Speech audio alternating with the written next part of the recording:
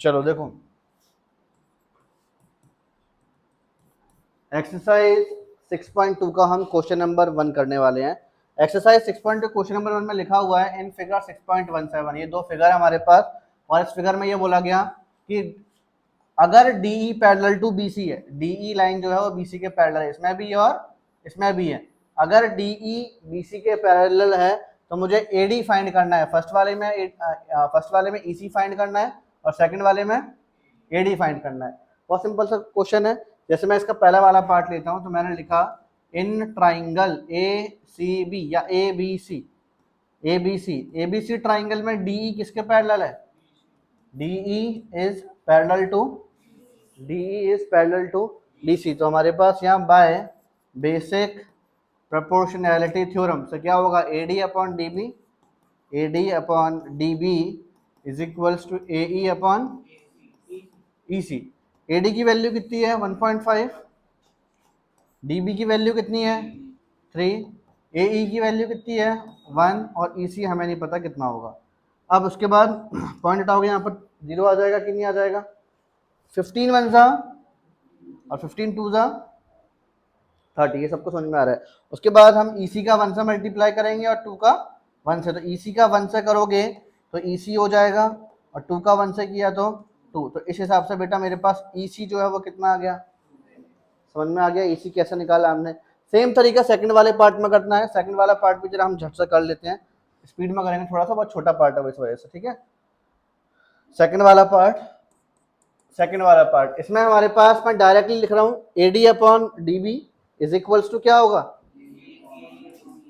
AD upon DB is equals to AE upon EC। बताओ उसमें हमें AD की वैल्यू कितनी दी गई है वो तो फाइंड करना था। DB कितना है 7.2, AE कितना है 1.8 और EC कितना था 5.4। यही लिखा हुआ है ना, यही लिखा हुआ है। यहाँ देखो बेटा 1.8 डेसिमल हटाओगे यहाँ 10 आ जाएगा, यहाँ हटाओगे यहाँ पर भी 10 आ जाएगा, 0 से 0 कट गया तो खत्म हो गया। 18 1 जा और 18 3 जा, ये डेसिमल हटाओगे यहाँ पर भी 10 आएगा, मतलब ऊपर पहुंच जाएगा ये वाला 10। कोई दिक्कत है उसमें किसी को?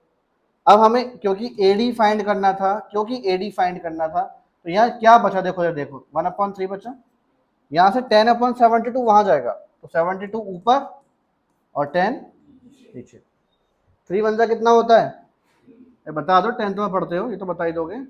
और 3 जा 72, 24 का 10 से डिवाइड करोगे तो AD कितना आ गया, तो AD की जो वैल्यू है वो हमारे पास 2.4 सेंटीमीटर आ गई।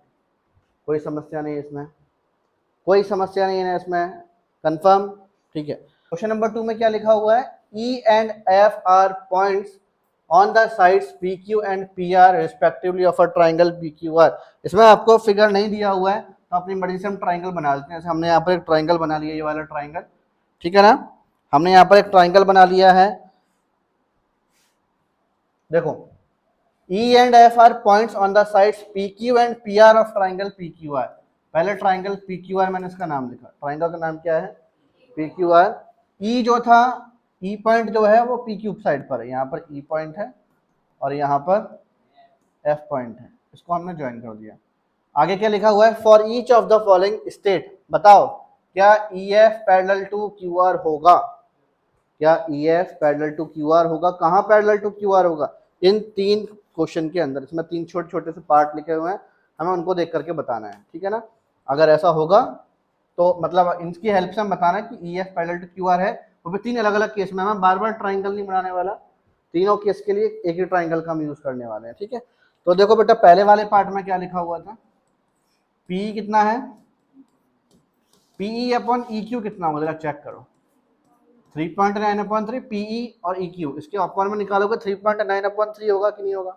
डेसिमल हटा दो यहाँ से, 0 आ जाएगा, फिर 3 10 और 3 13 तो PE अपॉन EQ कितना होगा 13/10। तो हमारे पास PE अपॉन EQ ही आ गया। इसको मैंने फर्स्ट इक्वेशन डाल के छोड़ दिया, ठीक है ना। आगे देखो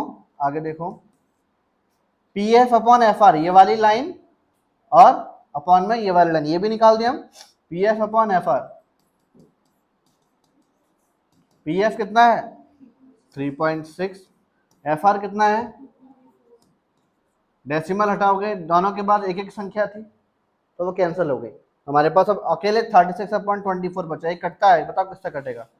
12 3 जा 36 होता है, बड़ा आप मारो कि 2 से पढ़ रहे हो? 12 से पढ़ो डायरेक्ट, 12 3 36 और 12 2 जा 24। ये सेकंड इक्वेशन होगी। जरा चेक करो फर्स्ट इक्वेशन और सेकंड इक्वेशन दोनों को जरा ध्यान से चेक करो, क्या ये दोनों टर्म्स इक्वल हैं? दोनों टर्म्स इक्वल हैं क्या? अब क्योंकि ये दोनों टर्म्स इक्वल नहीं है, क्योंकि ये दोनों टर्म्स इक्वल नहीं है, हम यहाँ लिखेंगे by first and second equation ये जो रेशियो था PE upon EQ does not is equals to PF upon FR, does not is equals to PF upon FR। हम लोगों ने converse of basic proportionality theorem में क्या पढ़ा था, बताओ जरा? अगर रेशियो सेम होगा तो लाइन कैसे होगी? जब मैं क्लास 10th में था तो बताओ मैंने कैसे याद किया था? मैं बीपीटी और कन्वर्स ऑफ बीपीटी दो लाइन में दोनों याद हो गई थी। बीपीटी कैसे याद की थी? लाइन पैरेलल होगी तो साइड्स रेशियो में होगी, बीपीटी खत्म। अगर लाइंस पैरेलल हैं तो दो साइड्स किसमें है? सेम रेशियो में। जस्ट इसका उल्टा याद कर लिया था कन्वर्स ऑफ बीपीटी में, दो साइड्स रेशियो में है तो लाइन कैसी है? बस इतना याद कर लो, काम हो गया। पेपर में पूरा जब लिखोगे तो पूरा याद करना पड़ेगा, पेपर के लिए पूरा याद करना पड़ेगा, खुद को समझने के लिए इतना बहुत होता है। तो यहाँ पर देखा मैंने कि रेशियो तो सेम है ही नहीं है। जब रेशियो सेम ही नहीं है तो क्या वो लाइन पैरेलल होगी? नहीं होगी ना। तो मैं क्या लिखेंगे? Therefore by converse of BPT, BPT इसमें लग ही नहीं पा रही जिस वजह से EF डज नॉट, ये डज नॉट पैरेलल का साइन है QR, और ये आंसर हो गया। पहला वाला पार्ट सभी को समझ में आ गया अच्छे से?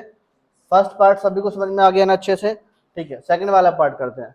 सेकंड वाले में क्या लिखा हुआ है? PE इज इक्वल्स टू 4 दिया हुआ है, EQ कितना लिखा हुआ है? 4.5, PF कितना है? RF कितना है? दोनों सेम आ रहे हैं, रेशियो निकाल दिया। आप लोग चेक करना, रेशियो सेम आ रहा है, रेशियो सेम आ रहा है, मतलब सेकंड केस में EF पैरेलल टू QR होगा। सेकंड वाला पार्ट खुद कर सकते हो।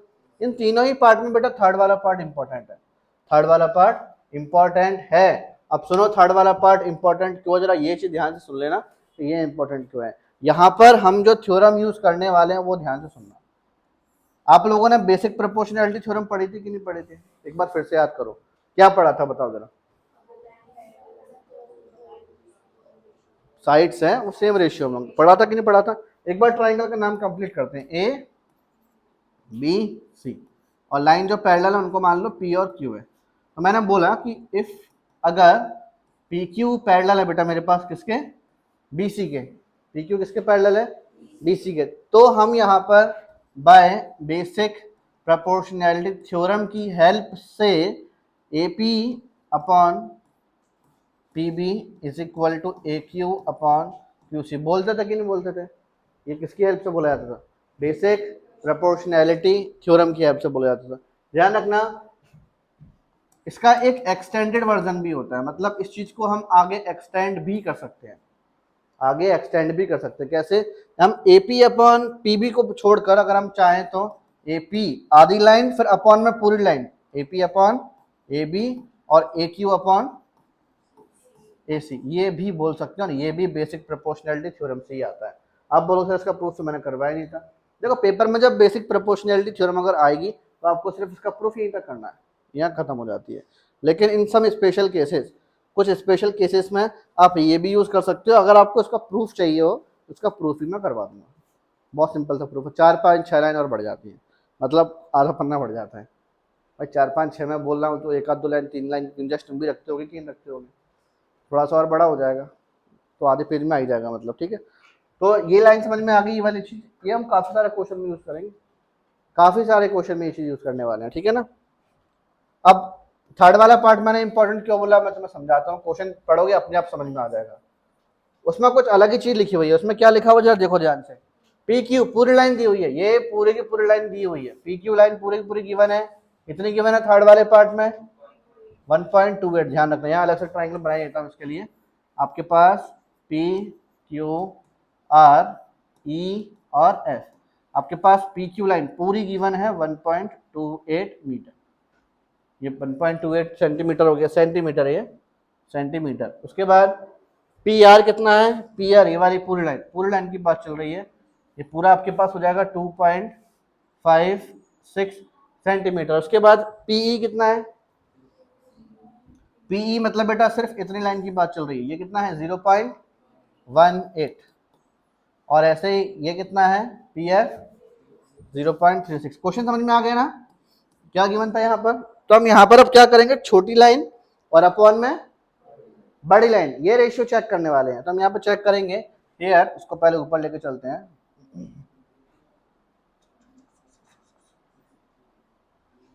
देखो यहाँ पर देखो बेटा हमारे पास पीई अपॉन पी क्यू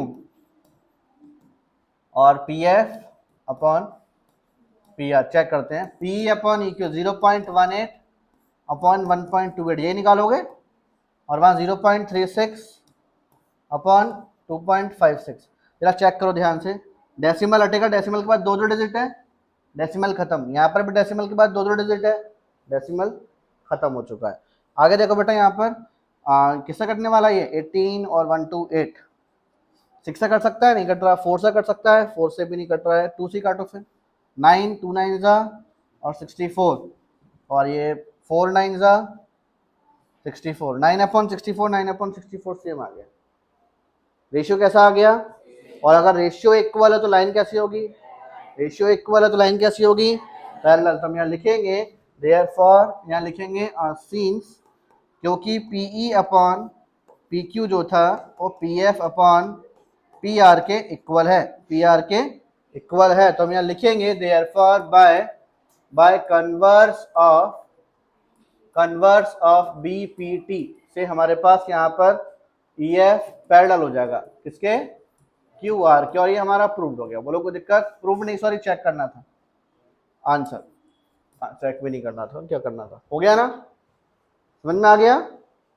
कुछ पूछना है क्या इस वाले क्वेश्चन में, क्वेश्चन नंबर 3 पर चलते हैं।